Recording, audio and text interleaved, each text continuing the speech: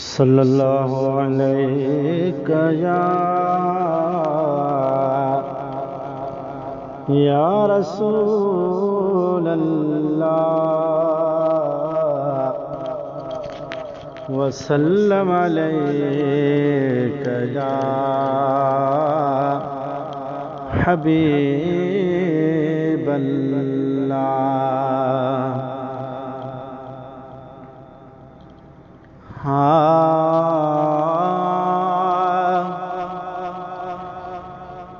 रखी दर्द शहीदन जो दिल में, रखी दर्द शहीदन जो दिल में, अचो ज़िक्र हुसैन जी महफिल में।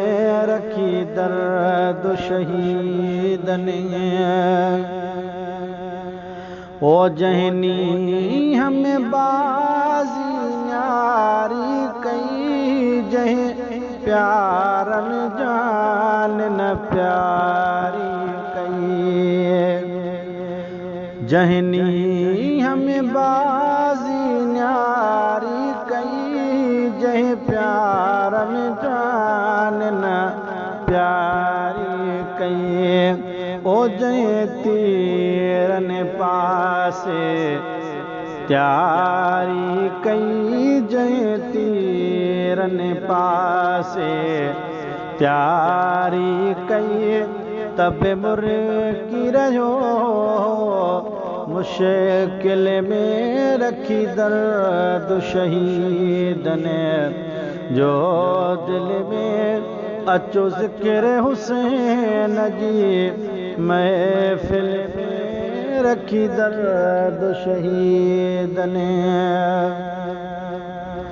ओ जैसा हेडो हुजूर जो प्यार हुजे, मदनिया जे कुल ते स्वार हुजे।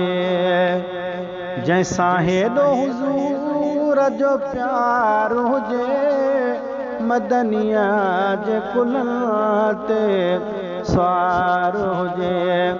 जो शहीदन जो सरदार हुजे, जो शहीदन जो सरदार हुजे, वो मुंझांदो केड़िया मंज़िल में। रखी दर्द शहीदन ओ सजो साथ ॾिनो जंहिं सिर बि ॾिनो, जंहिं थञो पीअंदड़ो असगर बि ॾिनो।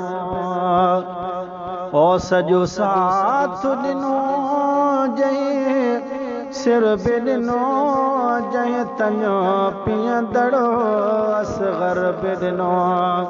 ओ जंहिं जवान बचो अकबर बि ॾिनो, जंहिं जवान बचो अकबर बि ॾिनो। जंहिं कासिम घोरियो करबल में, रखी दर्द शहीदन जो दिल में, अचो ज़िक्र हुसैन जी महफिल में। रखी दर्द शहीदन का यज़ीद के तन आज़ी कई, रुगो ज़ात अल्लाह जी राज़ी कई। का यज़ीद के तन आज़ी कई, रुगो ज़ात अल्लाह जी राज़ी कई। ओ नका सैयद सौदे बाज़ी कई, नका सैयद सौदे बाज़ी कई। वॾी आछ कई वई पल पल में, रखी दर्द शहीदन